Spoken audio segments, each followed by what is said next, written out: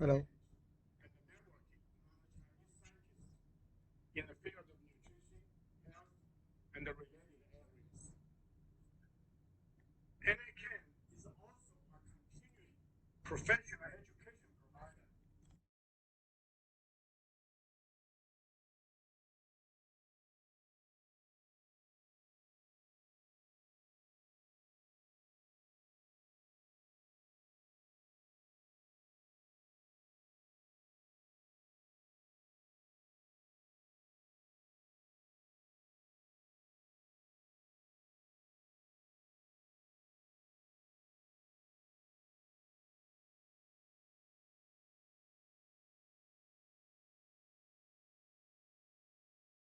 Advance awards and the recognition, education resources, as well as the leadership of Hello.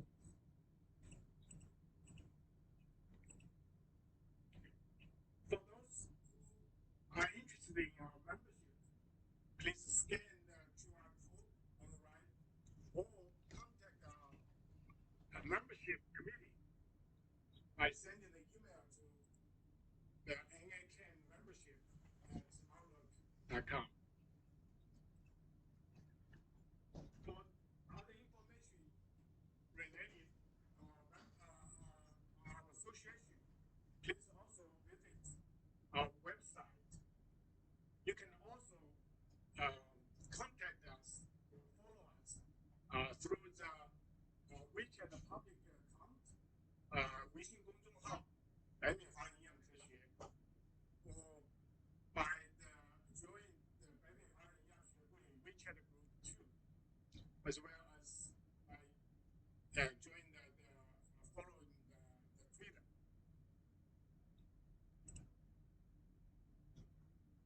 So now, Dr. Yuan Xiangpan, the co-chair of the scientific committee, will introduce today's speaker, Dr. Zheng.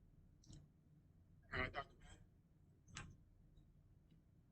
Good evening, everyone, and it's my pleasure to introduce our speaker today, Ju-Sheng Zheng.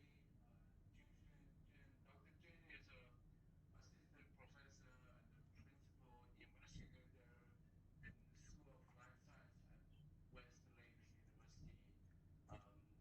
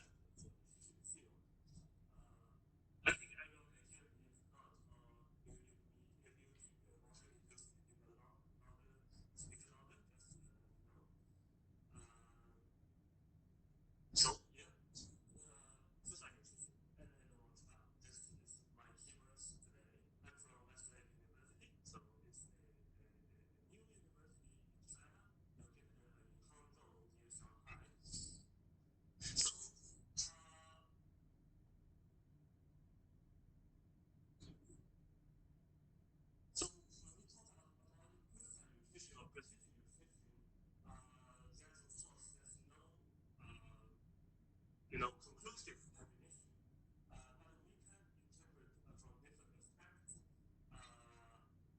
One is one can say that it is a approach that uses information on individual characteristics to develop targeted to the right products or service. If we using a more detailed, open source, we can say that it is a technique or field that evaluates one's DNA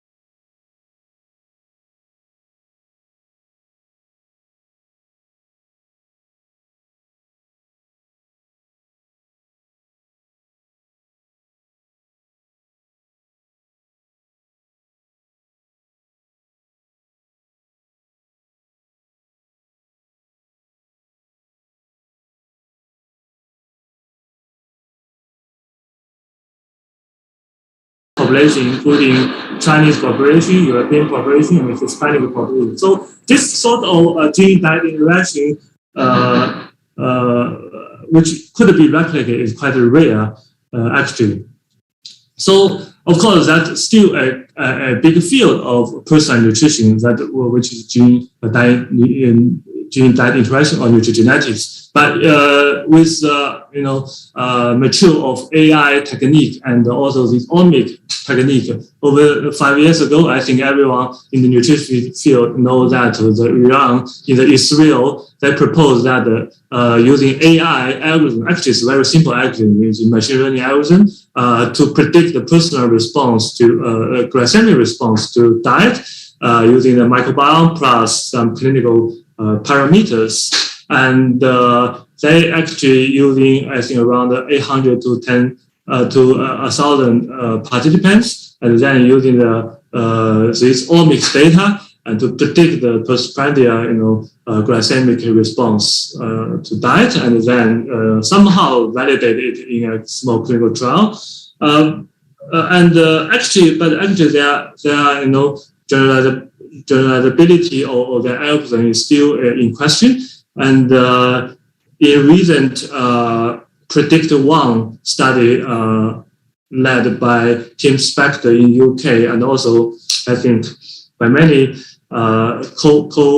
co-authors of that papers, including Jose Ordovas, they use a similar approach that including around 1,000 participants and collected their continuously glucose data over 2 weeks, and then using standardized diet treatment to collect all this, glucose data, and also measure their multi-omics. But actually, Predict1 study still follow the idea of those Israel cohort back to 2015, and they just describe already what already we know about this field, and still, although I think that's still a quite exciting field to go on. And I think follow similar idea that the NIH also propose a very big initiative. I think that's called Precision Nutrition for All. They provide a huge number of fundings, and they want to examine how 10,000 American processed food by correct rich data, including what I said, the microbiome and this omics data, and they want to use AI to predict those personalized diet response. But when we look at the whole, initiative, the idea actually is really follow the Israel cohort and the Predict1 cohort idea that using really big data and the big cohort and using AI algorithm to predict individual response to diet. And but we are thinking that it's really necessary to go very huge, very big, and those algorithms really work. Can we, of course, that direction is really good, and I'm myself also working on that field, that area. Whether actually, I'm working on both nutrigenetics and this using wearable device like continuous glucose monitoring, and then using machine learning to predict those diet response. So there are two, very two important direction for precision nutrition. But we can also think, think about this field in another way. We may not necessarily to go to very big cohort. We can also to go to one person. To I call it one person trial, or not me call the one person trial, but many scientists also initiated the idea that personalized medicine time to one person trial. So this is the first precision medicine area, but also apply to precision nutrition. So why in the whole medical world, scientists have found that everyday millions of people are taking medicine that will not help them. For example, for some drug like statin, routinely used to lower cholesterol, only as few as 1 in 50 may benefit.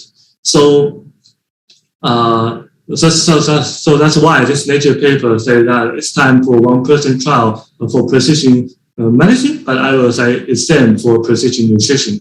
So that's why I think the main focus of today's talk is n-of-1 trial. Can we really, do not necessarily go very big cohort, but can we just make our cohort trial to be one person? So this is we can also call it a singular science. So actually, the tradition of this n-of-1 trial, actually, we can date back to over 300 years ago. Like the Dr. Richard Weissman, they using an ABA started n-of-1 trial to treat this leg edema using the latest stocking. They treat and then take out and treat again. But this is very initial form, and I think in around 1953, scientists proposed a self-controlled and self-recorded clinical trial. And then later in medical world, actually, especially for rare disease, I think in the 1980s or something, sometimes like then, scientists began to do n-of-1 trial for a specific drug. But the literature is very sparse, even in the whole medical world. And then later, I think within 5 years, scientists start to think about whether we can apply this n-of-1 trial, this type of somehow new study design in the nutrition field. But actually, when I look at those reviews 3 years ago, I found that people or scientists just review those papers, review those n-of-1 trial in medical world, and then provide the perspective that in nutrition field we should do that. But actually, the real case is really rare. That's why I think we initiated our study. Anyway, so when we look back at the n-of-1 trial, actually, as a physicians or clinical clinicians, we always care about evidence. Actually, the Oxford Center for Evidence-Based Medicine already, ranked the n-of-1 trial as the highest level evidence and for intervention-based research in parallel with this RCT or meta-analysis. So this is a review 2 years ago, actually 1 year ago, by several nutritionists. They list several ongoing n-of-1 trial related to nutrition. Of course, the first one is our one we call the Westlake n-of-1 trial for macronutrient. At that time, we haven't published our paper yet. So today I will. But when I look back on these tables, now there are 2 have been published, so including one from our lab and another from US, I think. So I will introduce a little bit about these 2 published n-of-1 trial to give you a sense that what sort of study design. But I mainly will focus on our own one because we have very preliminary detailed data. So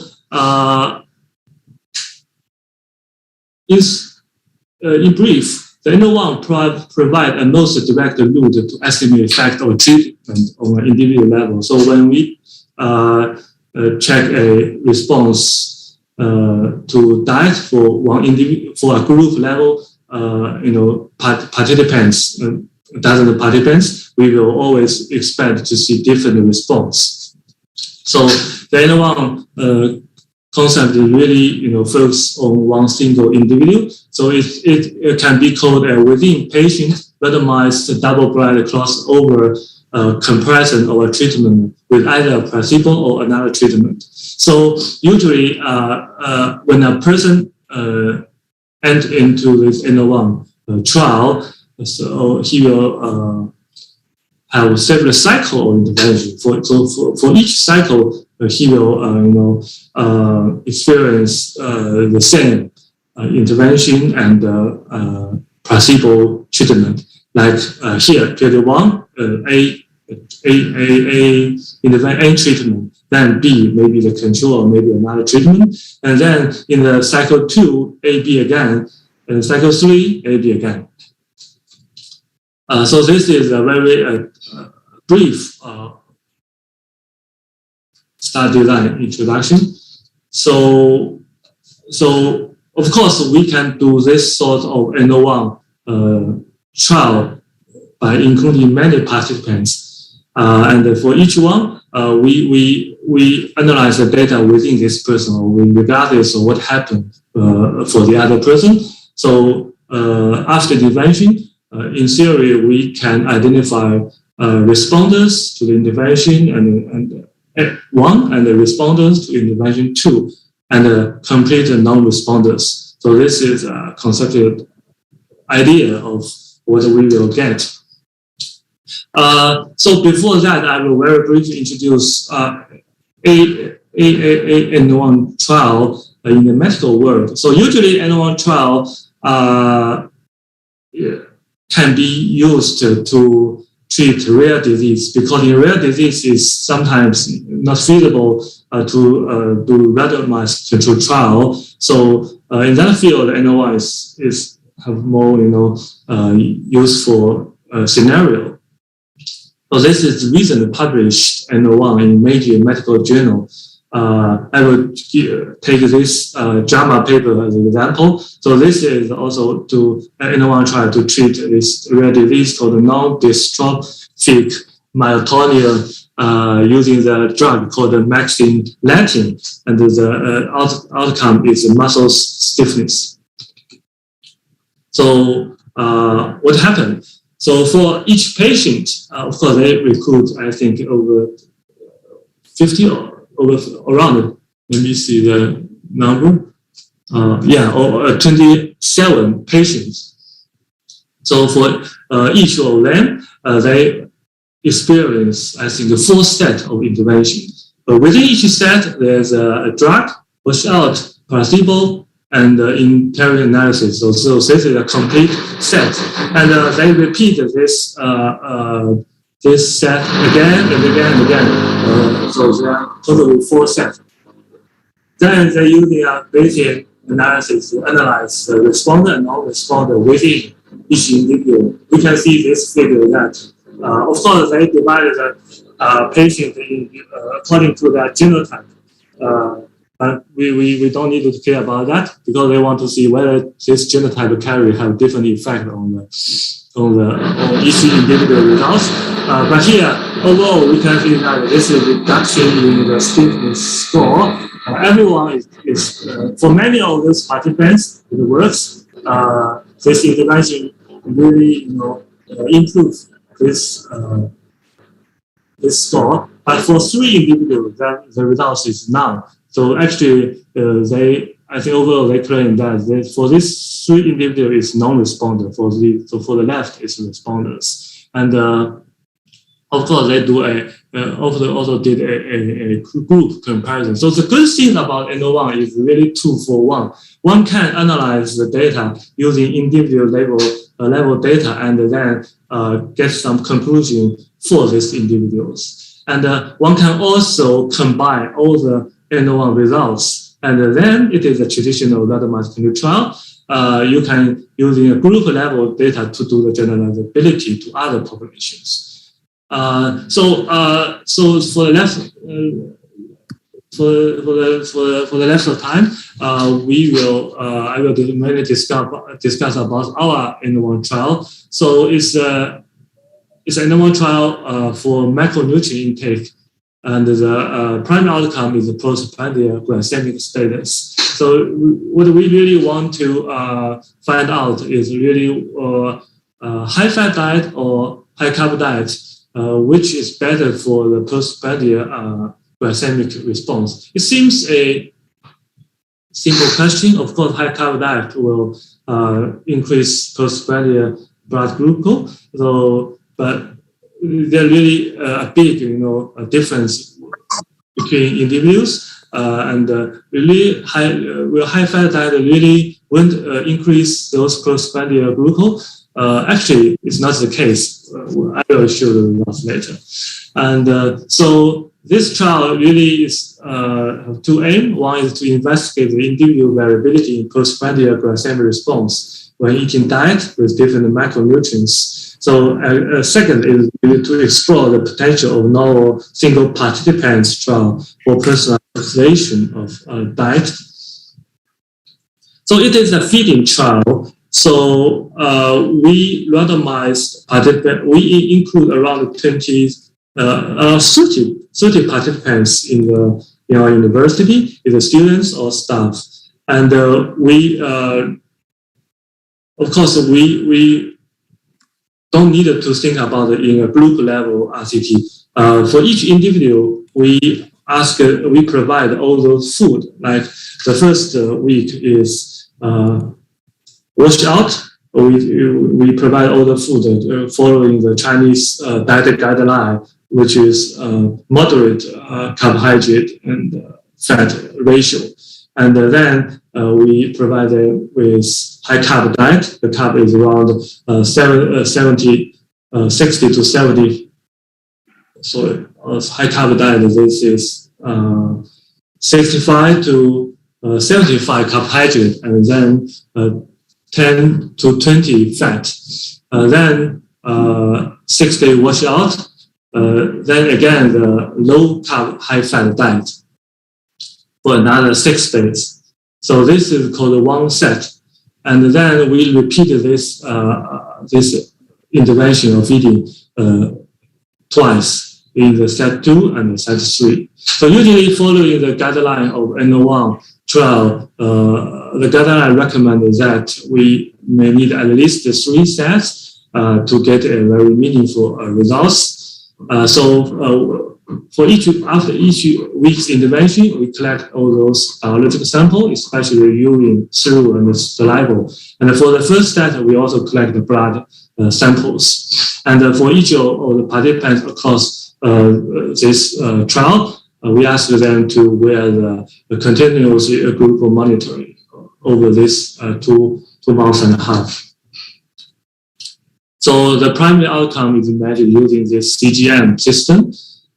It's used to measure this postprandial glucose level, but of course across all days over 2 weeks. So we created several major outcomes. One is maximum postprandial glucose. So it is a maximum glucose level postprandial. And then another is called MAGE. So this is a mean amplitude of glycemic excursion after meal. And then AUC, area under the curve. So this is a whole day, 24 hours AUC curve. So this is the flow chart of our trial. Finally, we have 28 participants, including the n-of-1 trial. We enroll 30, but 2, withdraw within 1 week. I think another 2 only complete 5 intervention period. So for the statistical analysis, also following some example of previous n-of-1 trial using drug. So we're using Bayesian analysis model to calculate the posterior distribution of the parameter of interest, and to compare the results in the treatment compared with control group. So the postprandial probability of a clinical meaningful difference in MPG, MAGE, and AUC24, these are 3 primary outcomes, were calculated according accordingly at the individual level data. So this is also, we define this clinical meaningful difference in these three prime outcome according to the literature. So basically, the whole idea is we want to test this 6 days high fat or low carb diet or high carb low fat diet will have a different, postprandial glycemic response, and using the Bayesian model to calculate the high fat responder and high carb responders. So this is the straightforward results. So for example, this is the MPG, maximum postprandial glucose levels. Actually, based on the Bayesian model, we already identified the high fat and the high carb responder. So for the high fat responder, we can see that their MPG level is higher than the other, higher than the person undergoes the other diet. So this also always within person comparison. Oh, this is group level, but I will show the. So this is the overall for those. So for this, each bar is one person. So for those high carb responders, we can see the difference in the MPG level compared to the control group is here very obvious. It's higher, and so this is the high fat responders. So the MPG is lower because it's comparison is the opposite. So there's a large number of people is non-responder for this MPG. So for the MAGE, we identify some high carb responder and high fat responder, and the rest left is non-responder. So this is results for each individual. Let me take an example. So for example, for the MPG for this particular number 7 participants, so the difference in MPG is larger than the 0.167. The posterior probability is 99.9. So it's really highly likely that this respond to the high carb diet, so called the high carb diet responder. So we define this posterior probability over 80% as responders. So when we look at the glucose level data, we can see that high carb diet compared to high fat diet, there's no difference in the overall MPG, but for each individual, there's a huge variation. And the really novelty or interesting of this n-of-1 trial is that we can distinguish or tell each person whether he is a responder or non-responder using a strict statistical method. Again, for the MAGE, it's also similar results that the glucose level data is none. So basically, among those 28 participants, we identify some people respond better to high carb diet, not better in terms of postprandial glucose, it responds better or higher postprandial glucose response. But for some others, they respond dramatically to the high fat, low carb diet. Although their carb intake is low, their postprandial glucose level increased a lot compared to the high carb consumption. So these all these comparisons are within person comparison over time. So for the left, it's non-responders. So in summary, our study using a n-of-1 study design indicated that young participants without diabetes show substantially inter-individual variation in postprandial glycemic response to high fat or low fat diet. We identify specific high carb responder and high fat responder after intervention. But I think this somehow this is know that there's huge between person variability for different diet challenge. But really, I think the important or interesting of this trial is that we provide an example of how an n-of-1 trial can be done in nutritional world. And in terms of research folks' perspective, n-of-1 trial can be a feasible study design to identify, to find out the respondents to this specific diet or nutrition interventions. Our trial actually published in the Journal of Nutrition last year and being edited trials, and also have an editorial. So if you are interested to read our paper and the editorial, you can look. And also in the ASN blog, I think Professor Nancy Turner will provide a written blog say that n-of-1 trial can facilitate eventual design of personal nutrition recommendations. So all this blog is based on results of our n-of-1 trial, for we micronutrient trial. So in the review process, we also have really difficult time to deal with the reviewer, but actually in general, they agree that this is really a novel and innovative study that we can use in nutrition field to stimulate this precision nutrition or personal nutrition research in the future. In parallel with those AI or microbiome study using very large scale cohort. So this is another way that we can investigate in future for this field. But of course, as we said in our profile paper of this trial, actually we can do a lot more for using this data collected from this trial. Our second objective is really to quantify or tell us what happened for the gut microbiome. Because we know the diet microbiome interaction is really a huge, interesting field that our microbiome change every day, but some microbiome didn't change. And also between person variability is huge.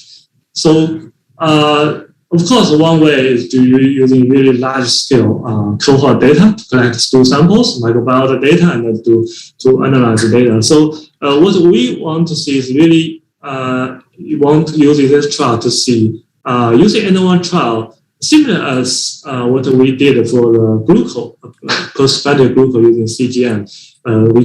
We analyze the effect of fat or carb on the postprandial glucose level, 1% at a time. But really, can we investigate the effect of that intervention on gut microbiota 1% at a time? So this is a kind of open question. I don't have answer yet, but we are doing some investigation, very crude investigation in this field, because we collect, a stool sample every week, and so we repeated the intervention, high fat, low fat, 2-3 times, and we have really rich omics data. So, for example, just give you a sense, this is all unpublished data.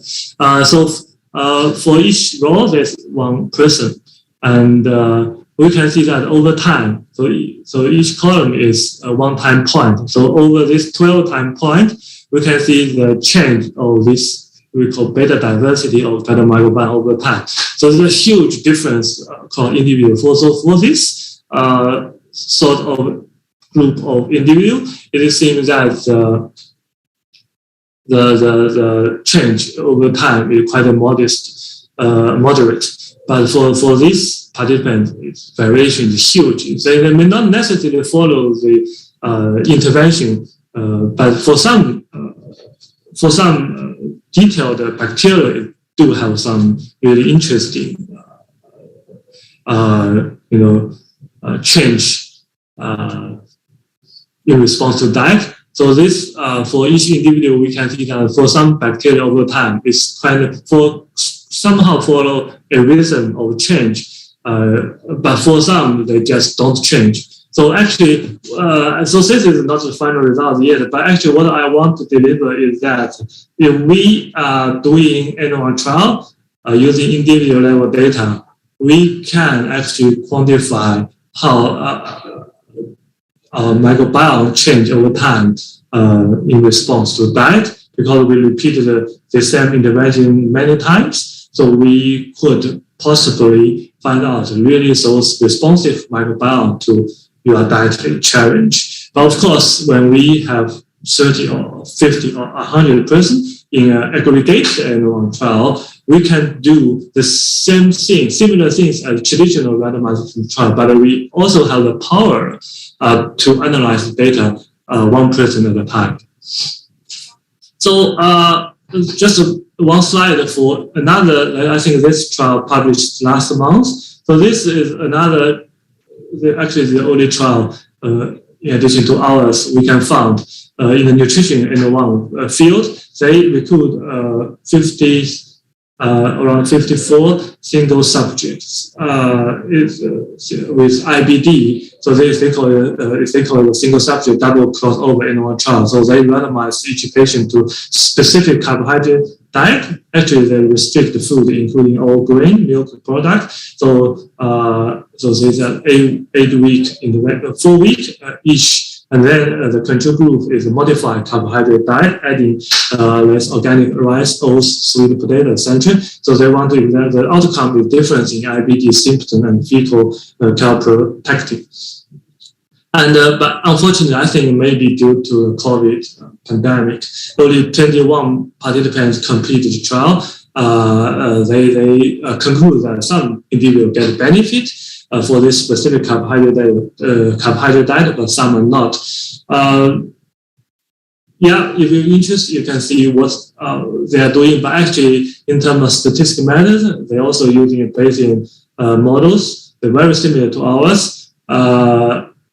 And in terms of study design, also they repeated their intervention twice, but not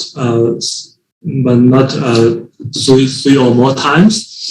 Actually, the result is not that exciting, but also together, I think with ours, it provides a possible example of nutrition N-of-1 trials. So, of course, I want to point out some limitations of N-of-1 trial. It's not a perfect study design. For example, it can only be feasible for disease chronic or slowly progressive. You can imagine that we needed to do a crossover trial and repeat the trial again and again. So we need to have a treatment with a rapid response, and then the symptom can come back, like the post-prandial blood glucose levels. And then also that may have a carryover effect, like the high-fat diet, low-fat diet. And that's why we have a washout period, want to minimize the influence of carryover effect. Again, some people will always bring the N-of-1 trial for the generalizability to others, because in theory, we do the trial within this person and apply the results exactly to the same person. But actually here I want to argue that when we do an aggregated N-of-1 trial using 30 or more participants, some sort of generalizability can be achieved. So this is a word by a well-known N-of-1 scientist. He said that she said people think that N-of-1 trials are not scientifically rigorous, or that they're just anecdotal. But we can measure someone over time repeatedly and very scientifically, and get very scientific results. So here is some challenge of nutrition N-of-1 that traditional understanding from the perspective of group level results, such a lack of group level trial, such a lack of statistical power. But actually, the power or the sample size is from the number of measurement over time within a person. And also, some people will argue that will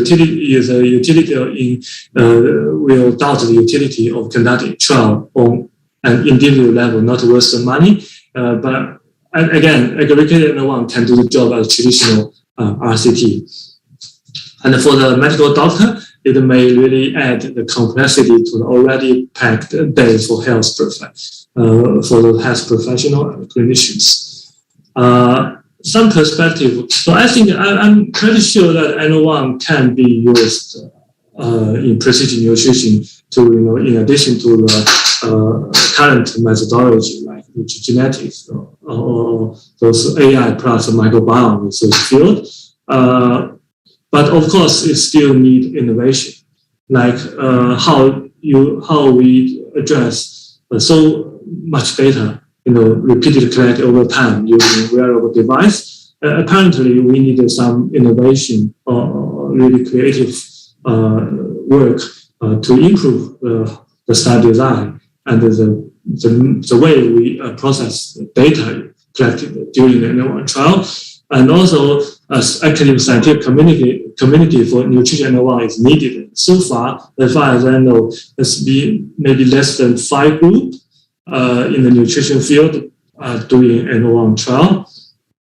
And also, we need support, understand from journal editor and reviewer. People tend to think about all these, trial results from the perspective of traditional N-of-1, traditional randomized controlled trial. They may not buy the N-of-1 idea, and also how to integrate the N-of-1 into clinical practice in future is also always an issue which we can discuss. So if you want to do nutrition N-of-1, but we always need to go back to the whole medical field. So there's a guideline for the overall N-of-1 trial. This is not only for nutrition, but also for those drug-based N-of-1 trial. This is recently published in BMJ or N-of-1 checklist. I think everyone can check it out about what should be reported and what should be take care when doing an N-of-1 trial. So finally, I would like to thank Fu Yuanqing, Ma Yue, and Tian Yinyu, who really spent a lot of time doing this N-of-1 trial, and also Jose from Tufts provided many critical comments when we doing our trial and writing the paper. Thank you. This is my email. I'm happy to discuss and take some questions.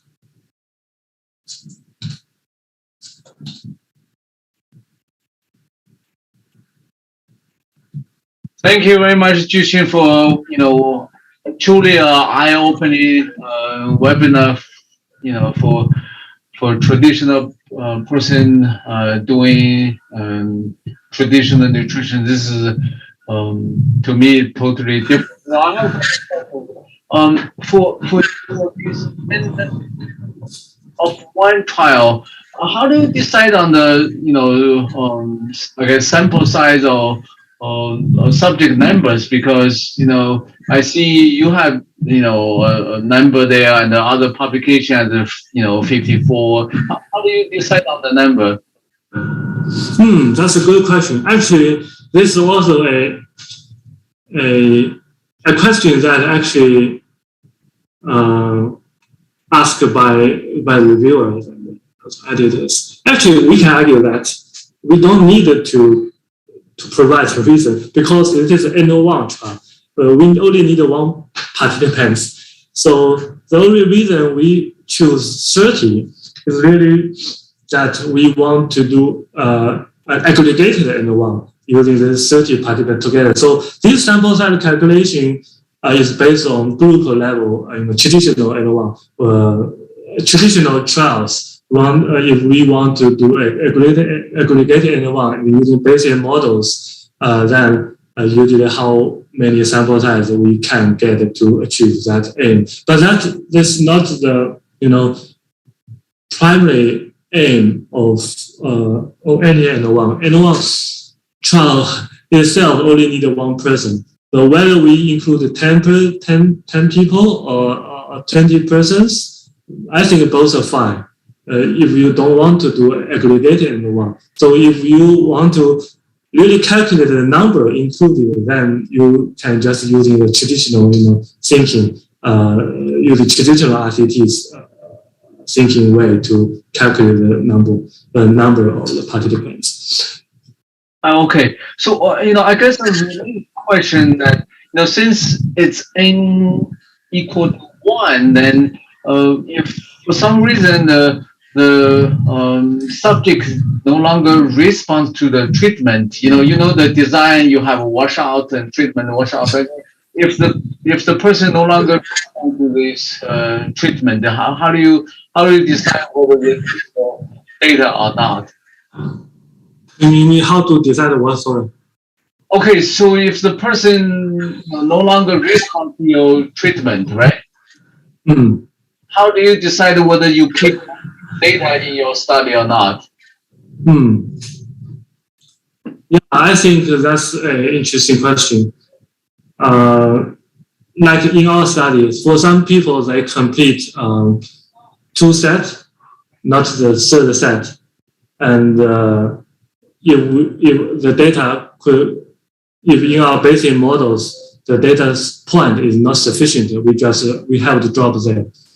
For those have sufficient data point, so we can use the data to calculate the probability whether they are responder or non-responder. So this is the person come from the data come from the person and apply to the person. If the person didn't provide enough data, we cannot draw a conclusion for this person. Okay, that makes sense. So idea is that. So actually, some review paper or scientists I argue that or agree on that the N1 trial will increase the compliance of the participants to the trial because it is individualized trial and applied to themselves. Another one, I'm curious to see, compared to the cost with a traditional study, how do you put them there? More or less expensive? Is it equal to 1? I think it really depends. Traditional RCT can be also very expensive, but it also can be cheap. It really depends because for it's a fitting trial. We really want to control everything. So in a traditional RCT, also I think the cost is similar, but the cost effective is different. So in the traditional RCT, people have to rely on the group level data to achieve the average level. But here we can do that as well, but we can also get individual level conclusion for this person. So I think it's quite a cost effective way. This may be my last question. You mentioned there's a limitation that your n equal to 1 need to be fast responding.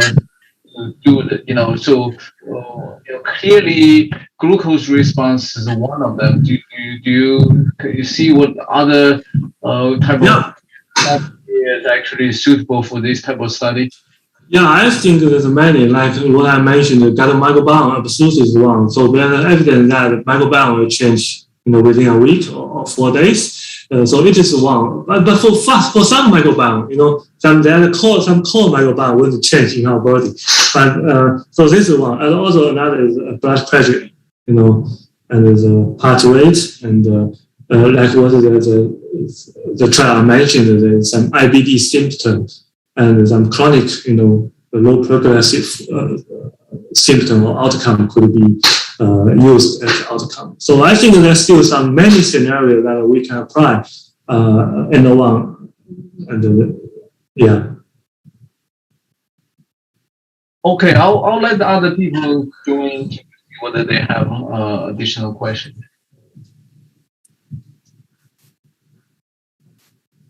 Hi, Dr. Zheng. It's indeed really the eye-opening concept. My question is, do we know all those like nutritional intervention protocols or the drug, where it's focused on nutritional intervention, all those recommendations or protocols actually are generated by traditional method, even, verified by some like randomized trials. But now if we use the traditionally generated protocol to in N-of-1 type of a trial, indeed, we will see the different responses. But how to develop the personalized or N-of-1 type of the strategy to verify it.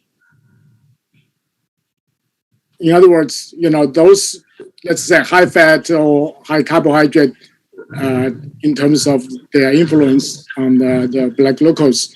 But those concepts, the protocols are generated by, traditional way. So how to, even use the n-of-1 concept to generate a hypothesis or, develop some intervention strategies. Because now we use basically establish the strategy that are developed by the conventional way. Yeah, I think that's a really good question. We also, I think, really need innovation in the strategy that how to integrate this new strategy with n-of-1. In the traditional RCT, like what I did, a short intervention like high fat, low fat diet. So for now, I want to integrate them using a traditional way and then apply to the n-of-1 trial. But I think for the n-of-1 trial, definitely we can do some innovation, like using some home-based, some very easy to do intervention style. So I'm thinking about that. For example, we can send, for example, microbiome. We can ask participants themselves to follow some protocol, like some particular like plant-based diet or whatever diet. They can follow it 3 days or 3 weeks, and then collect their stool samples over time, and then we can measure those stool samples and measure the microbiome and analyze the data within this person. So they can change their diet over time during this start period at home, and then we can do this home-based sort of n-of-1, which is totally different from traditional RCT. So I think the principle n-of-1 is really to repeatedly collect the outcome over time. We may not necessarily to follow the traditional RCT's way for the rigorous control of everything. But I think that's an open question.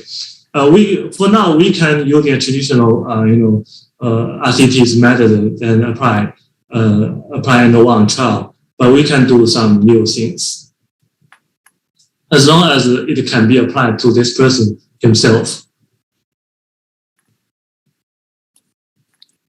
Yeah, I'm thinking, in terms of for us as the basic nutritionist, how to generate a hypothesis and, then to develop some, I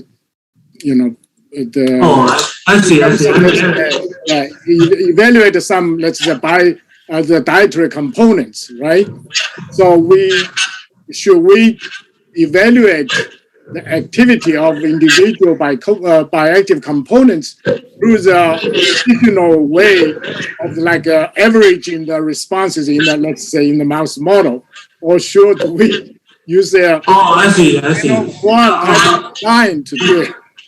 I may misunderstood, but I think n-of-1 trial really create an opportunity to integrate the traditional RCT with the biologists, nutrition biologists like you, because, for example, in our n-of-1 trial, we identify some low-carb responders. Although they can consume low-carb, but their prospective glucose is really, really high compared to the high-carb. It's totally different, but it's only a minority. So for these participants, we can take their stool samples and do the fecal microbiota transplantation to the germ-free mice, and then see what's the really difference or uniqueness for their microbiota. This is an example. And because we can identify some very unique, response using the n-of-1 trial, then generate some hypotheses like, maybe their microbiota contains some really strange, unique bacteria. This is an example. I think, because using n-of-1, we can get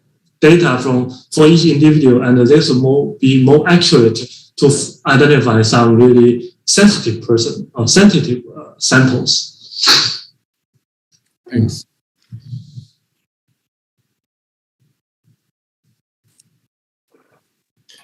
There are a couple of questions in the chat box. Can you, Dr. Zheng, can you take a look and answer those questions? Yeah. Let me see. the J. Zhu, I would like to know what type of specific diet the participant had during the washout diet. So, as I said, in the high carb diet, we have around 70% carb, and low carb diet group, we have around, I think it's 20. So the washout diet is just, I think, a recommendation diet from the Chinese diet guideline is around 55, something like that. So it's quite, and the protein is around 15. So the fat is also moderate. So it's we can consider it a normal daily life related or similar diet. So the second question: have you explored genetic variation, including glucose and lipid metabolism that may cause different response? So yeah, so this is a tricky question because we have only 28 participants. So for the responders, we only have 5 for 5 and 7. So in terms of statistical power, of course we did measure their genetic. We haven't go to that direction yet. So what we are doing now is really take those responders, non-responders microbiota, and then do some follow-up study in animal models and to see biologically what happened for those very sensitive persons or responders. To identify the reason using a traditional way, I don't think it will work out. A related question, did you notice the difference of dieting can make a difference? For example, if you give them, high fat first and then wash out, give them high carb next, versus give them high carb first and wash out, give them high fat next. Do you see it? Related response? Yeah. So in our analysis, we actually combine all these,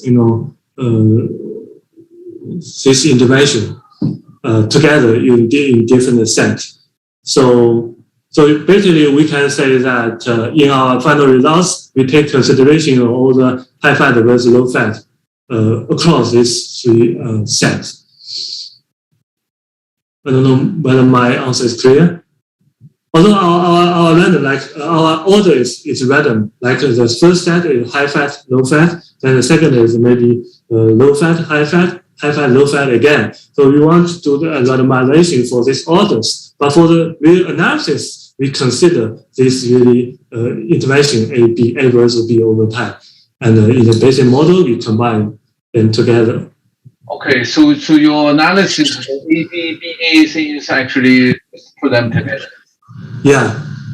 That makes sense. So I think another question. Zhao Ling, for n-of-1, how to determine how many individuals needed to be recruited? Again, sorry, I have explained that we actually don't need to think about that. If we want to recruit 1, it's fine because they put this trial apply to this person. But if we really want to see how, I want to test whether this n-of-1 trial among, I want to in future generalize our results to women participants. Then you may just need to recruit a woman, and then when you do a glucose level aggregated n-of-1, you can get a glucose level results, and in future potentially apply to them. But the sample size can be 1, can be 100, can be 200. I have noticed some JAMA paper using drug n-of-1. They recruited 200 participants across US. So we can make n-of-1 trial very large, and the power is very powerful. And we can do single patient analysis, and we can also do traditional, cohort-based analysis. I think in theory, the larger the better, of course. But the principle itself, we do not need a large sample size. Maybe 1 or 10 will be enough. But if we think about the clinical practice, when the patient comes and you just do n-of-1 for this person and then apply to this person, right? So in our analysis, we are really just for research because we are feeding trial lasts for 2 months and a half. But we can also make it very short the person maybe just needed to experience intervention for 2 or 3 days, and then after the 3 days intervention, repeatedly using some wearable device, then the doctor can recommend some final drug or nutritional recommendation for this particular person. So if we're thinking in that way, we don't need to have a larger sample size. It's very clinical, relevant study then. Just like a traditional Chinese medicine, and you need to decide your treatment according to this person's characteristics. This N=1 design actually make study ourselves become reality. So, we still need, if I study myself, do I need to have the high protocol approval or no? Oh, that's an interesting question. If you want to get the paper published, probably you need. So I have noticed some published n-of-1, they're just using one person and they get published. So maybe potentially in future, in 10 years time, this will be a really common method. I don't know. So quick question. In your study, how many males and females did you recruit? Is there any gender differences in terms of response to like a high carbohydrate diet versus high fat diet? The responders. You mean genetic difference? No, the gender. Okay. So I think around 70% of our participants are female. Okay. So I always, very interested in the review ask, well, why is there so many females? And why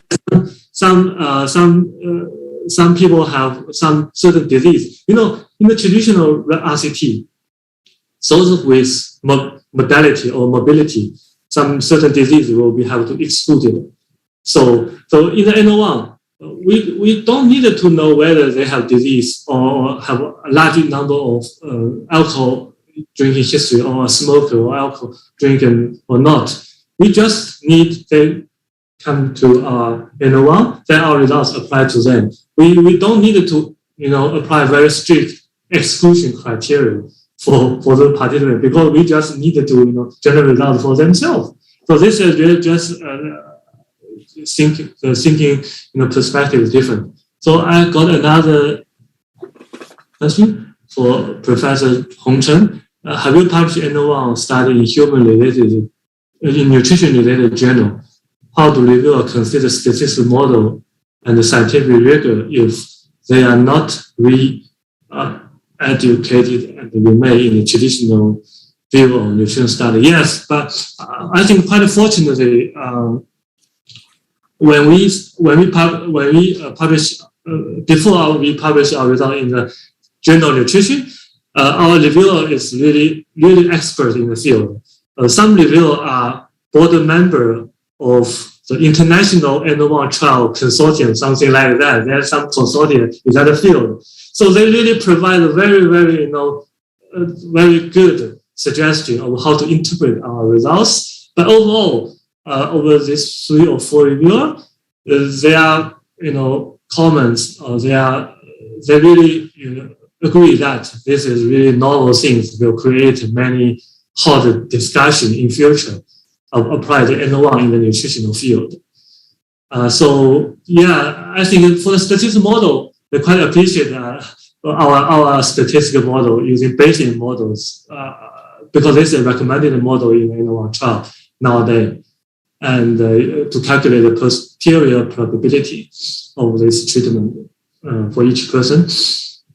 So I hope to answer your question, Professor. I guess your study is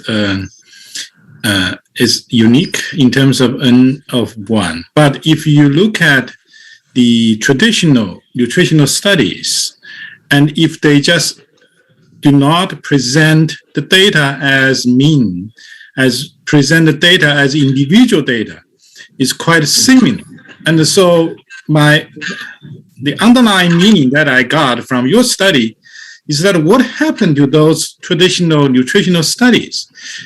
Are all those conclusions are right? Because they misrepresented.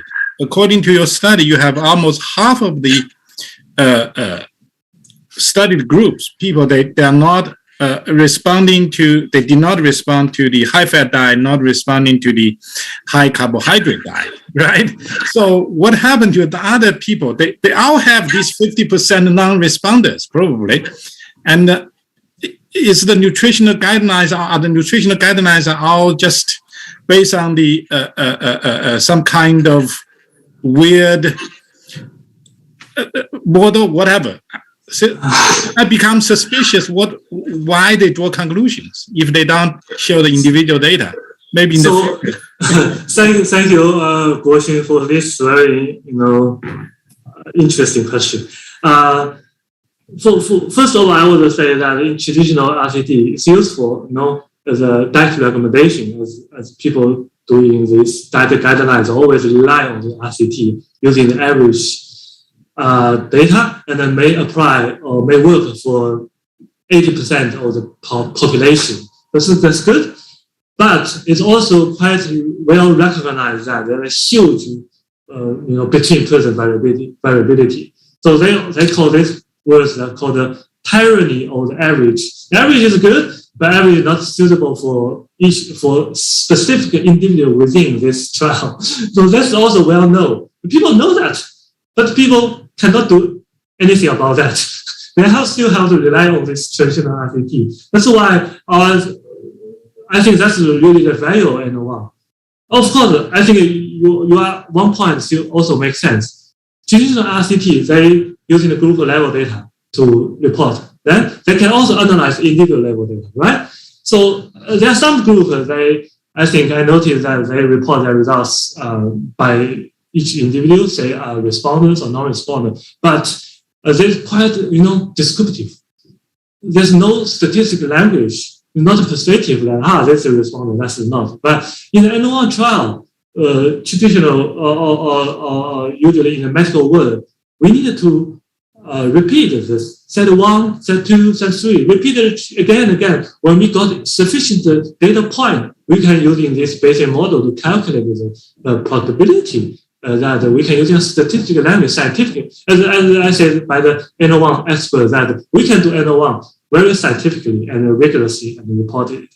So this is, but I think still we need some innovation in the statistics as well, and also in the study design, like home-based n-of-1 trial. No one have done that. We can also enrich the n-of-1 trial sample size, really code the sample size to 100 person, 1,000 person, 10,000 person, because maybe it's very much easier than traditional n-of-1.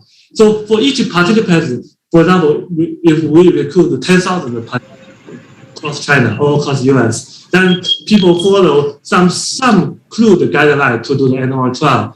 Then the result can be applied to themselves. Well, that's quite exciting. I don't know, just we need to think about that. That's actually a very good comment. I think what we really need to do is to challenge the dogmas that already established. That's why recently I'm chairing, I'm as an editor, I'm trying to recruit negative papers with negative data, meaning that not fitting the traditional framework. So it's the announcement going to go out pretty soon from Frontiers. I think that fits your data very well. I mean, from what I can see is that if you look at any population, just the population that you recruited, you can find diversity of variations, response to different things. That fits the Cell paper very well because they use a standardized diet. You use two types of standardized diet, and then you found out some people respond and some people not. It's the same thing. they also use healthy people as well. There is one more question from comments from Yi-Min Zheng. You can take a look. Yeah. I saw that. So it's tricky to decide the washout process. But for our study, it seems not a big problem because our prime outcome is postprandial, glucose using CGM. So we eat and then the glucose increase. Then if we in another day it will decrease, increase again. So this is very very good outcome for the temporal short rapid response. We can say that. So we using 6-day washout time, washout days, we think it may be sufficient to wash out the high-fat diet influence on the postprandial glucose levels, but not necessarily for the gut microbiome, I would say. Like using blood pressure or this way, have rapid response, the washout time, not a big issue from my perspective. I have one more question because the others don't have. So I will. What's the future? I mean, you're using healthy people. What about metabolic syndrome or metabolic disease, chronic diseases you have mentioned in the beginning? So what's your thought? How you can apply this n-of-1 intervention, clinical trials, whatever? Yeah, I think that's things really I really want to do in two directions. The one is really to apply to some, really clinical patients like prediabetes or diabetes patients. That's actually we are planning that with some clinical hospitals. That's one. The second is I think is really to make it how to make the sample size larger. Of course, I claim that number n-of-1 is enough, but we can do it smartly, to make the sample size very large because it's quite easy. Also the participants will have a higher compliance if the results can very exactly, apply to themselves. So I think that's the two directions. One is really using collaborate with some clinician and to using this study design in a clinical setting and like type of diabetes or metabolic syndromes. But why I'm not so worried about that myself, because I think our n-of-1 trial for the micronutrient n-of-1 trial, I would have already given an example of how to do n-of-1. I think so. I'm quite confident that we make a good start, and people from different field, different place can do the trial in their own university or hospitals. And what I'm thinking is really how to do innovation in the design itself rather than apply very rapidly or rushly to a disease or not, but really how to do some creative study design for n-of-1. Because nowadays n-of-1 study design is still quite not that cannot easily be conducted. So we still need some innovation in the methodology itself. You have mentioned the Spector's paper, right? The Nature Medicine paper. What if you or him? What will be the different things you're going to do? Because he had a lot of resources. He did intervention and he used diabetes and the two populations to prove his hypothesis.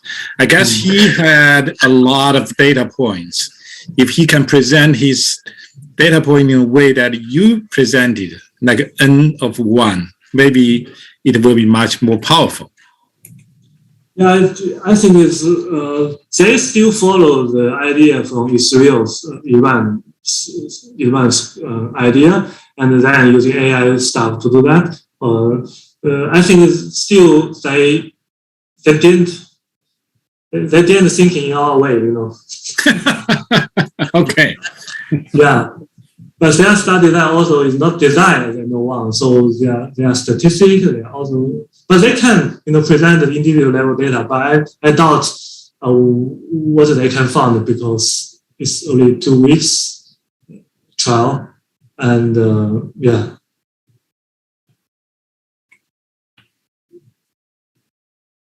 Okay, there seems to be no more questions. Anybody wants to just turn on the microphone and ask questions? I see many older friends in the audience. Okay, so you can ask them questions. Yeah, I'm really appreciative some friends or some audience could point out some problem or some really help us think out what's the future and n-of-1, or really what we can do in this field will be quite appreciated.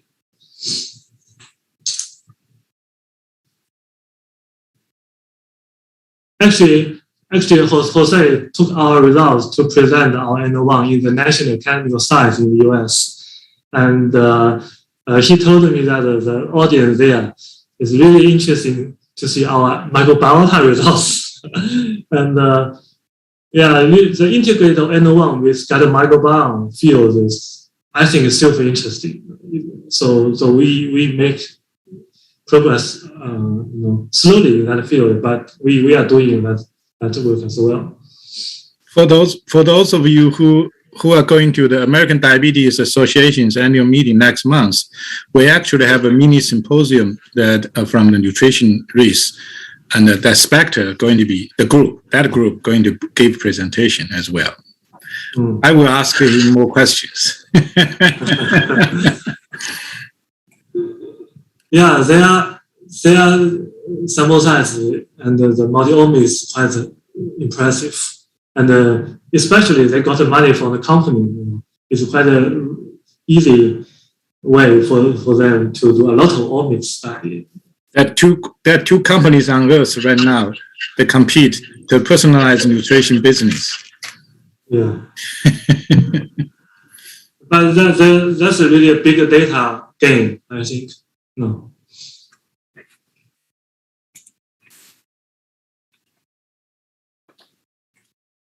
Okay. You want to summary up our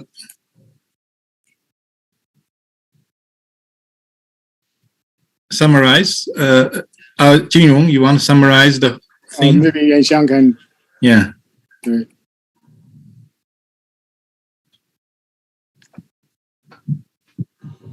Okay, well, without additional questions, let's give Dr. Zheng another round of applause, and then we can start our intervention, or not intervention, interaction time.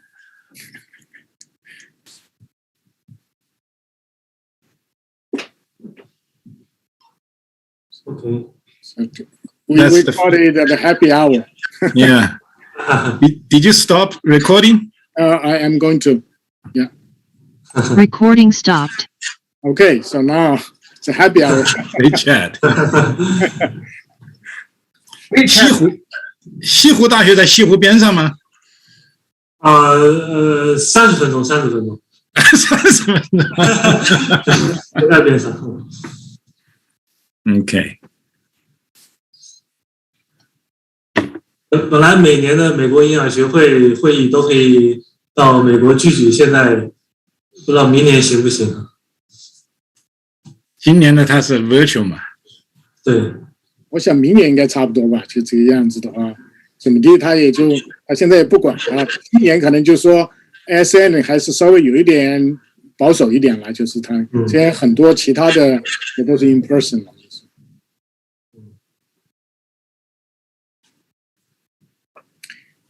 你觉得这个就是说这种 high fat 或者是这个 high protein 这种 responder 或者 non-responder 这个 microbiota 它是一个 causal factor 呢，还是一个 result 一个 association？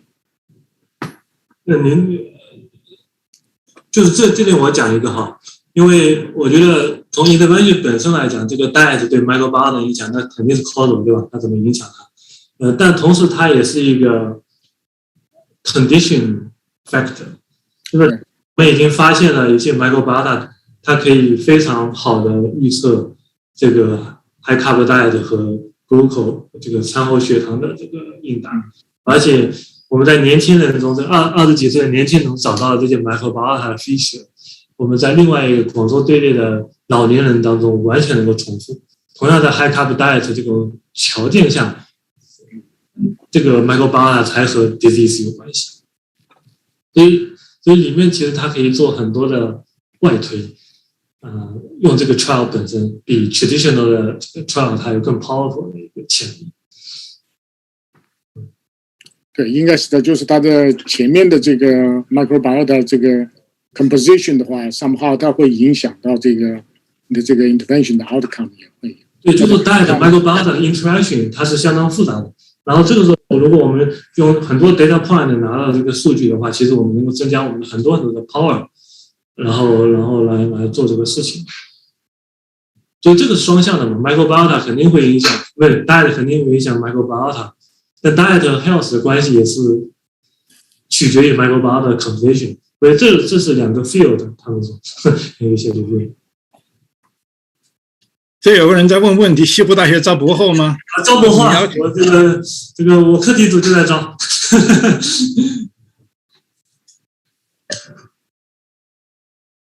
博后没有要求。有什么要求？工资还很高是吧？工资还很高是吧？这是我的邮箱。有什么要求？就是没啥特别要求啊，就是有 passion 就行了。谢谢这个平台啊，我们还不太就有 personal candidate。其实我们现在说实在的，这个其实最需要的可能就是做 big data 的 AI 的人，做 big data multi-omics 分析的人，因为现在在这个领域上，我们 data 太多了 ，traditional 的这种分析方法很难处理这个 big data。所以我们组里都是做生性、做遗传流行病的、做 AI 的就特别多。做营养学的，单纯比如说做营养师这样的来，他很难做的那个非常好，因为 data 太多了。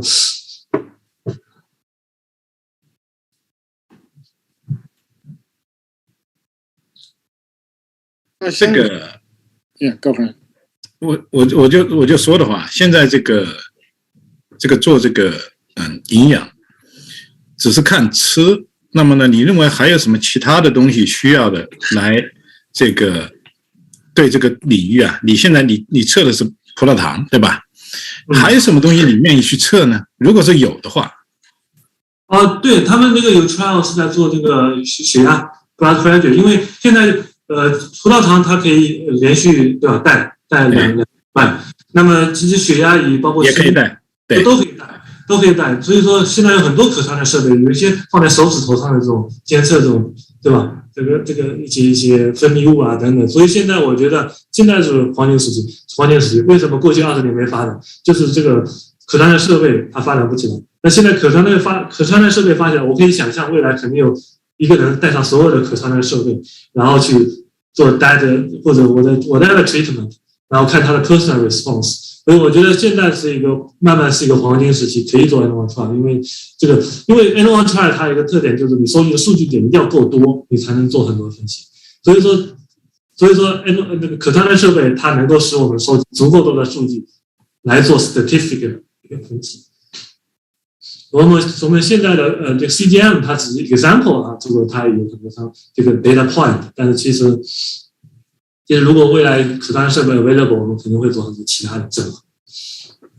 相当于我认为相当于是就是研究 basic 的 human biology， 之前的 technology 无法使我们实现，但现在是可以使我们实现为了 detail categorize 一个 person 的全貌。其实有时候研究一个 person 就足够了。因为我们研究一个人都很复杂，对吧？研究一个人的把各个方面的去 categorize 好，其实就已经是一个 big discovery 了。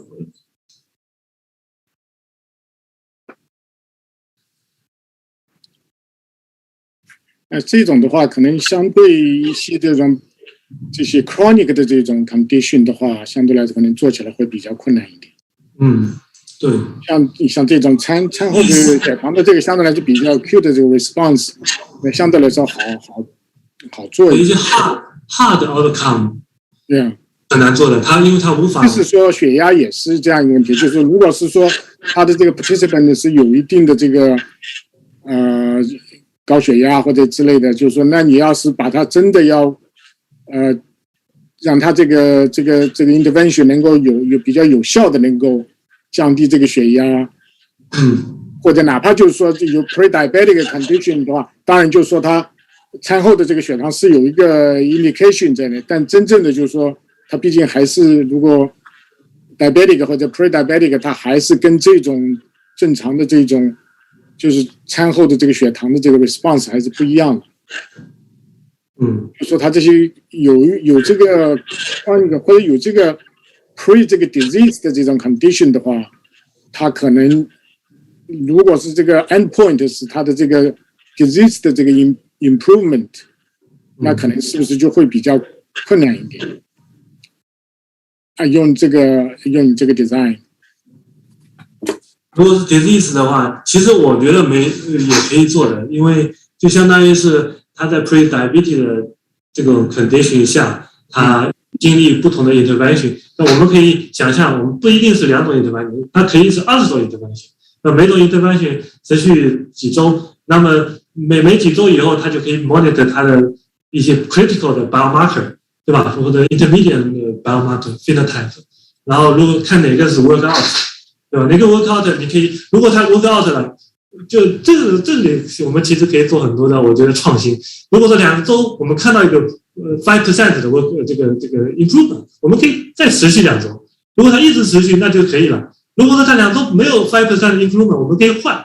所以说，我觉得这里面 n-of-1， 我觉得它的重要的特点在于，我们不必局限任何的 traditional RCT 的想法，我们可以做 whatever we think， 只要我们能找到适合这一个人的 treatment， 但是 work out， 它是 called n-of-1 trial。所以说 n-of-1 trial 它没有定义，不需要定义，只要能找到对这个人 work out 的这个 intervention 的 stuff 的 type， 我觉得就可以了。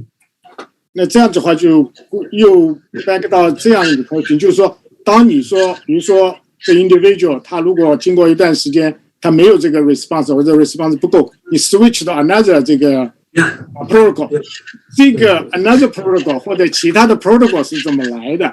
本身这个 protocol 就是可能就是 based on 这个 traditional way to develop 出来的。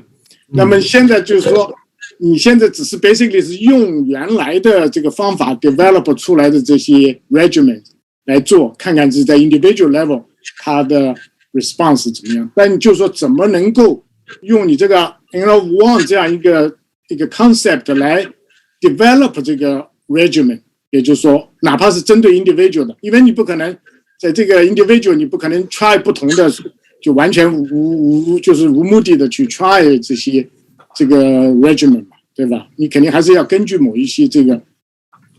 对，您这个想法太好了，就是说，但是呢，比如说刚才说的 high carb diet、low carb diet， 它总是就是这么几个 range， 对吧？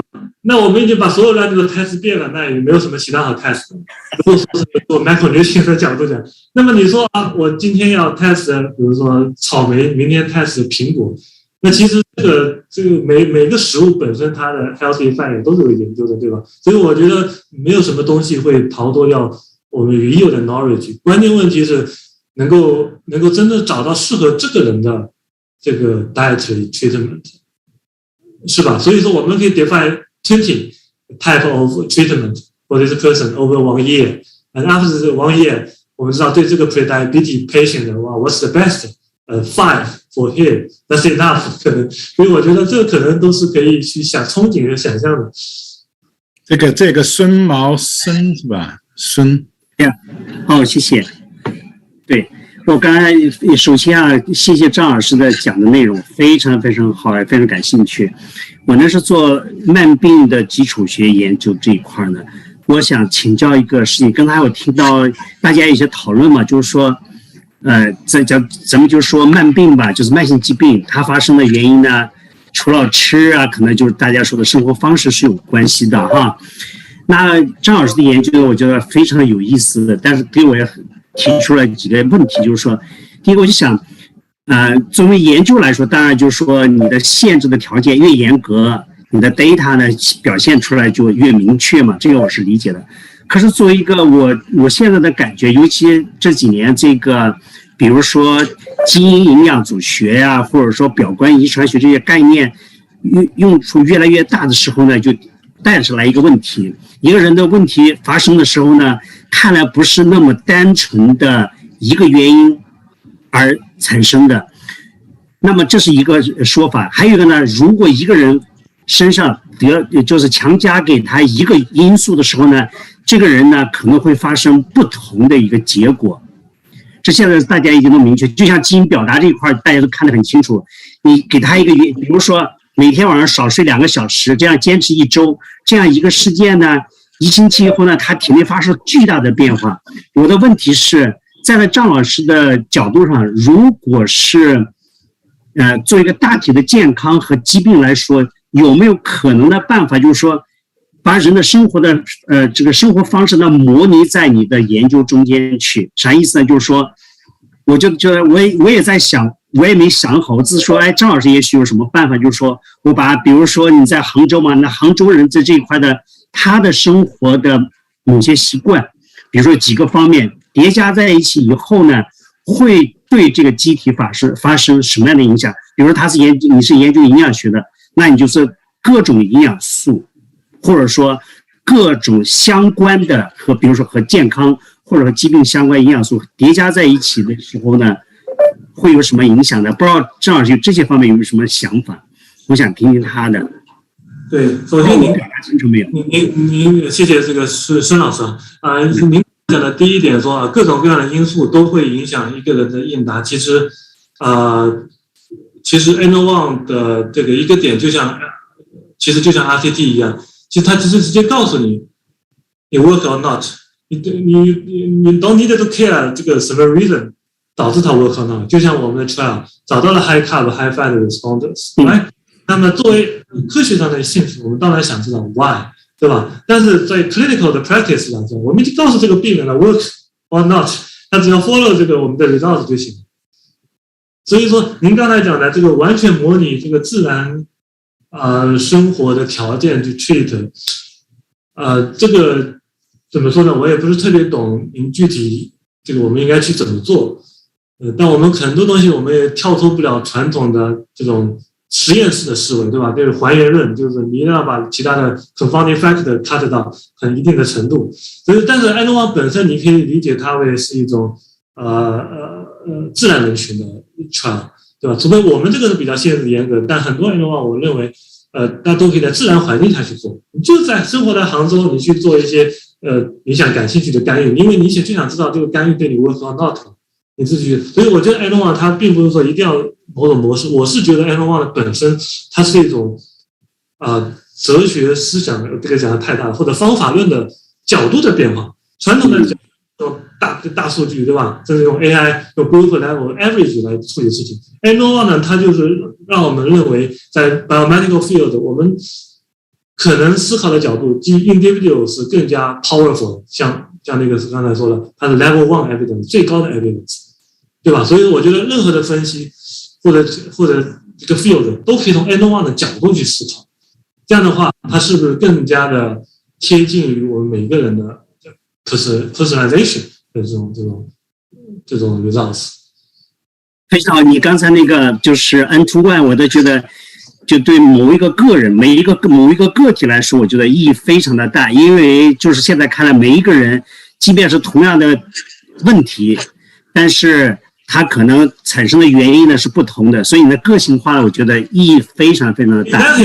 我觉得大部分情况下，我们并不要知道为什么呢？就是说，在科学上虽然是我们感兴趣知道为什么，但是其实 n-of-1就告诉我们，我们就知道对 work for you 就行了。Yes。那张老师，你想过另外一个问题没？要用大数据呢，会不会得出很多东西啊？就是 AI 加上大数据。就是 n-of-1本身就是一个大数据。我想说的是，其实一个人自身它能产生的数据量已经极其巨大了。但你如果说基于比如像 Spectre 这个 King's College London 他们做的，他们基于1000人，但其实1000人，你说它数据大吗？那其实也不大，它也只是基于一些，对吧？一些 machine learning 的 prediction。那 prediction 其实我觉得跟传统的 average 其实somehow improve 多一点，但是其实也没有 improve 多少，也只是一个 prediction。最后他 apply 到他的，就像以色列那个Iran 他们的 trial， 他们 apply 到一个 clinical trial， 他们说 improve 这些人跟传统的营养推荐来比，但也是基于 average level， 所以 eventually 他们 go back to the traditional， 所以这是很tricky的。他们那个也挺好，我们也在做那个领域的东西。OK。谢谢，我把时间给别人，我不要占的时间太长了。我会有问题，我会 email 给你，我们再联系。多谢，非常有启示。谢谢。都是一些自己的想法，都是这2年自己想这个瞎想的一些东西，觉得都挺有意思的。我们做的，主要是我们做的都很 exciting， 自己觉得 exciting。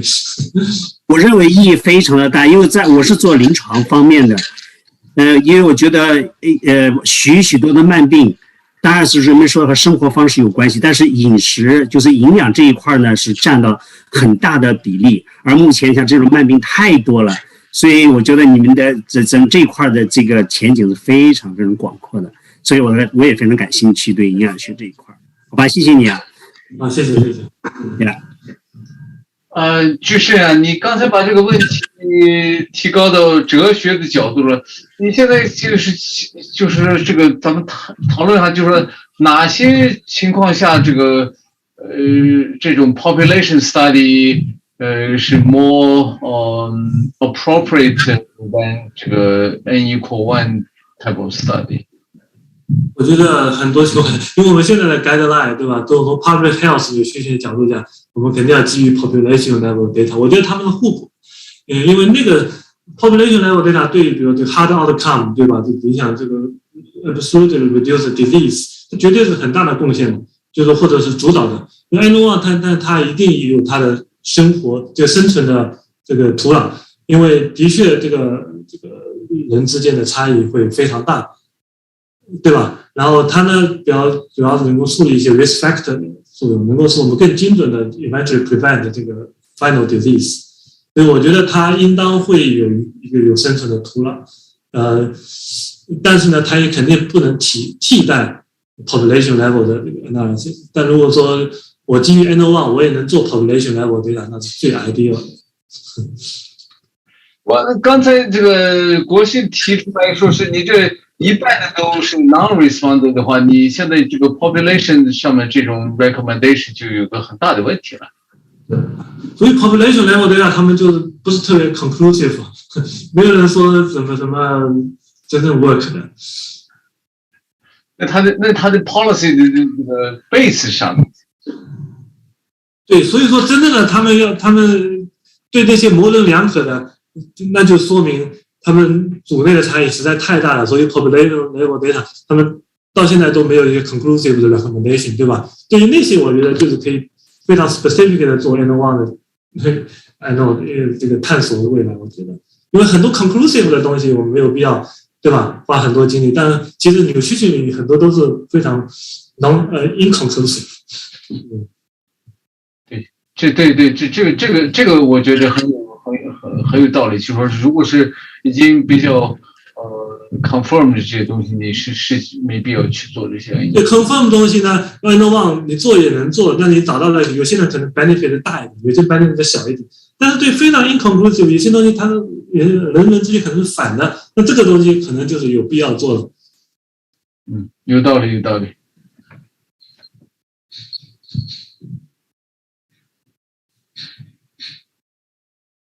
这好多你说的这个朋友啊，什么东西也不露面嘛，没露面嘛。现在不是这个social，这个朋友们都是先走了，都跑掉了。曹栋是不是也跑掉了？没有，没有，我在这里，我不太方便，我就没有开视频，原谅一下，因为我一直在听，是非常有意思，而且呢，那个刚才我也听到那个，包括就是大成啊，就是郭勋啊问那些问题啊，包括其实我有一个很有意思的这个也不算是 comments， 也不算是 comments， 就想 share 一下，就大家一块可以讨论一下，就是因为我记得以前我这个专门看这个。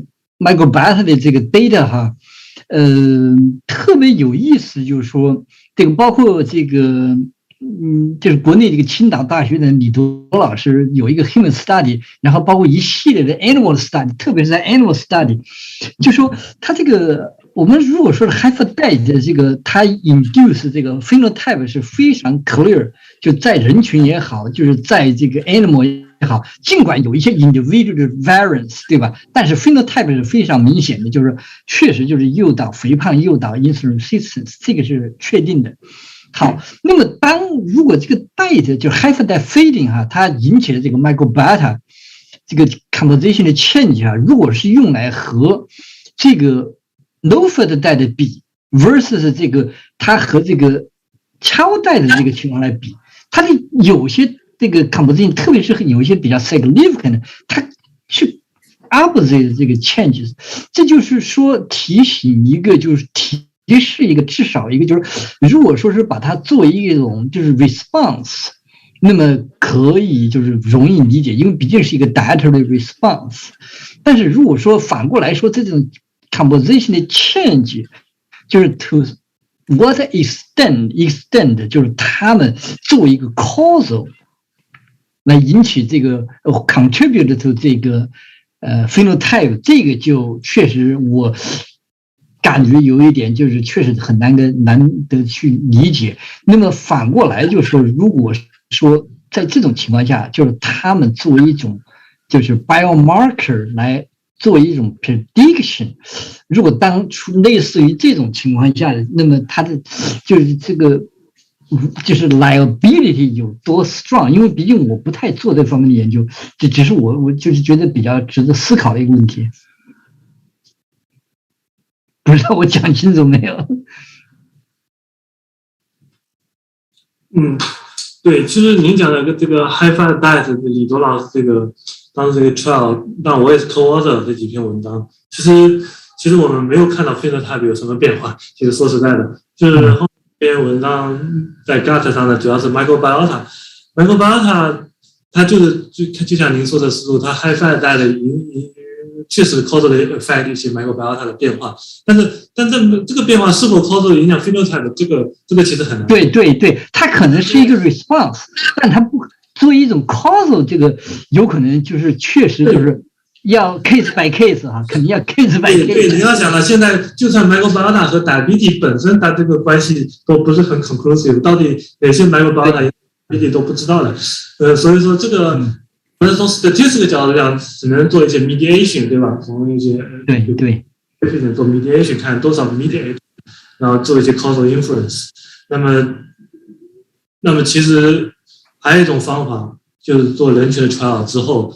得到了一些变化，大的、少的，然后呢，马上做粪菌移植，在无菌小组里面去证明这个 causality。所以我觉得那个是一个很好的可以整合 clinical study 和 animal study 的一个方法。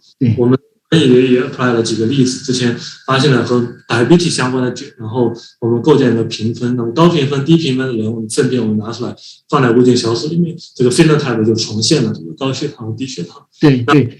我就找到了一些分子，那些分子呢，这个就是代谢物，一个菌分泌的代谢物。这个代谢物它不但可以解释糖尿病，还可以和肥胖相关，所以这个也是个新的代谢物。所以这个一系列 follow up 做来，就是能做很多 beautiful story， 就能解释。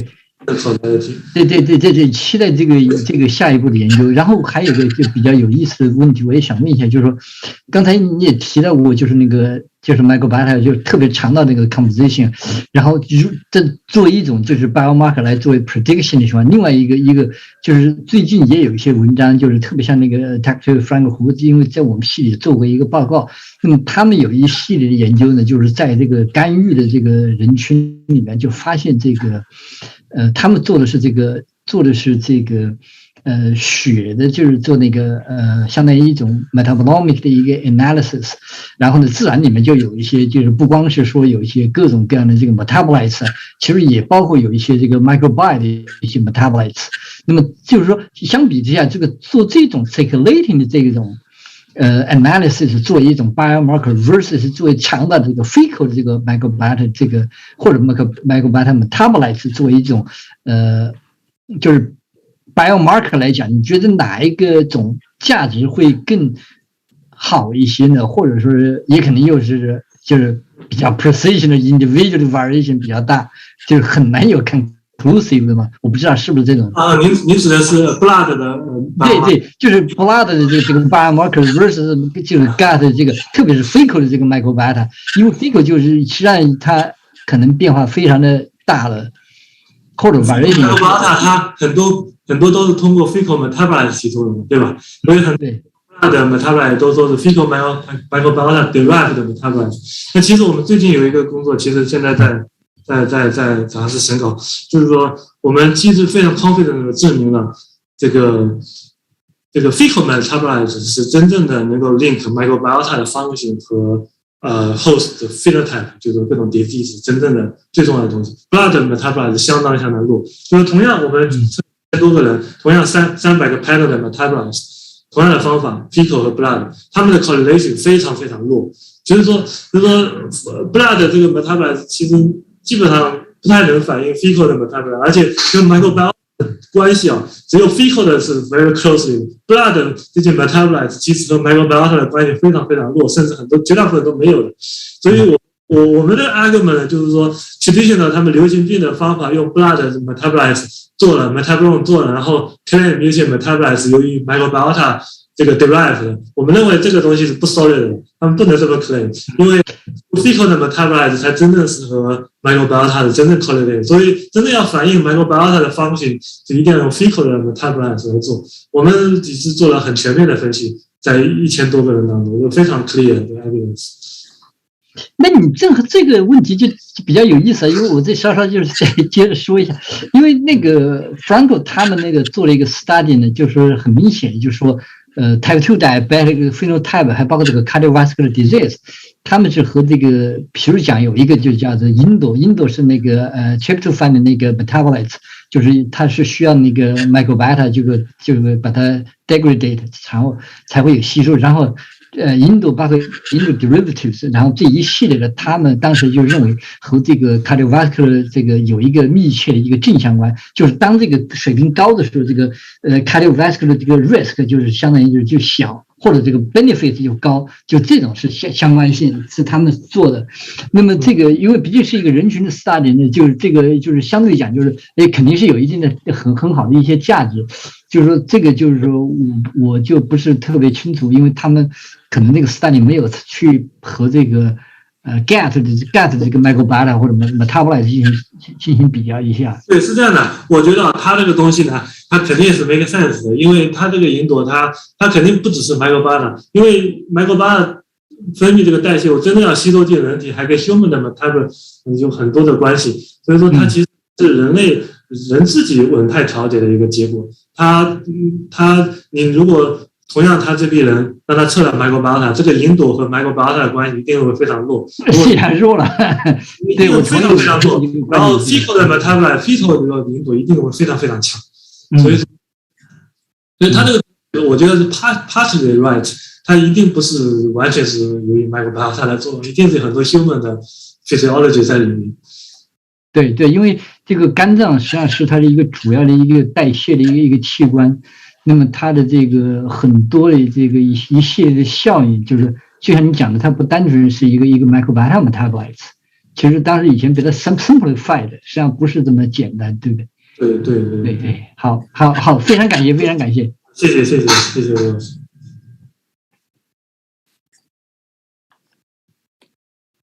金融，我们是不是如果大家再没有什么需要和这个Ju-Sheng谈的，我们今天就到这里。好的，谢谢。我这个可以，我想跟金融就是不和这个今天这个 speaker 这个和这个大正的这个 talk 没有太大的关系。就如果你要是有就是有很多其他的事去忙，我想跟我这几个同事聊一下其他的事。如果你要是愿意待着，我也非常感谢，也非常欢迎。没事，那我可以避嫌。不是避嫌，不是避嫌，就是因为这正好我们周末凑到，因为我这里就是您那里等于国内10点多了，而且您也比较辛苦，就是我们是真是这样。我们就是如果你愿意待，我真是邀请你也参与。如果你要是觉得比较忙，就是后面的事情就是和您这个报告的东西，和包括这个学术的东西，就是关系不是特别大的。就看你愿意，你要是愿意，我们也可以接着聊。如果你要是比较忙，就是我想跟金融啊，还有国勋啊，包括这个还待在这里的同事啊，聊一些简单的问题。啊，那我可以留着吧。可以。那行，那就这样好不好？金融，我正好就想说这个事，就是我们这个北美营养学会呢，就是说已经有10年了。我们就说是大家就讨论过呢，就是说我们想写一些东西，就是比较有纪念意义的。就是我呢，就是跟金融呢发了一个 draft 的，和这个国勋也发了一个 draft 的，就是 concept 的，就是以我们就是这个学会的发展的历程来介绍一下我们这个 Chinese 这个 American 这个 nutritionist 在这个 field 就做了一些什么样的贡献，就是这样有一个简短的类似一个编年史的，但是呢，以及主要是 focus 在这个 scientific 的或者在这个 community 的这个 nutrition 的这些贡献。好比说一个 good example， 就是像我们那一年搞的，就是说近一点不说远了，就是近一点讲 COVID， 我们就讲了 COVID 相关的这个病毒学、这个免疫学、这个发病机理，然后这个 nutrition 的这个intervention 等等，然后包括我们做了好多的 symposium， 包括我们做的像这个袁翔讲的这个nutrition and epigenetic regulation 等等，这些都可以综合在里面去。就是说我这个东西是我自己写的，我相对讲比较清楚一点。就我想看看，就是大家有多少，就是希望大家有更多的人就参与进来，就是写这个东西。第一个有反应的就是国勋要是在，国勋也慢慢也再说两句呗。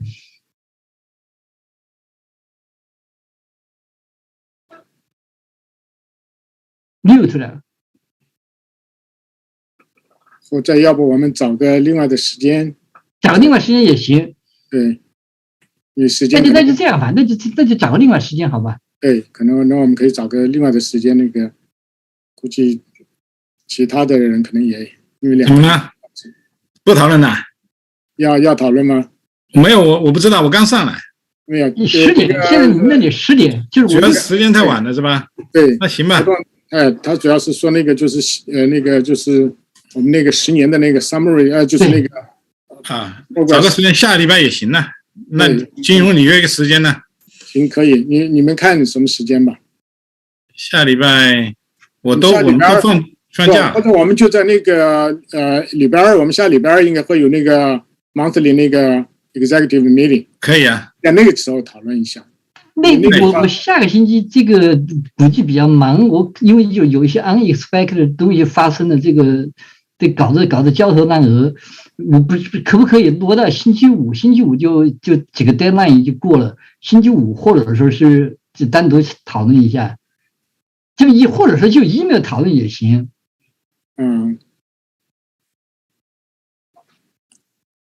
我们在 WeChat 里面先讨论一下，到时候看看。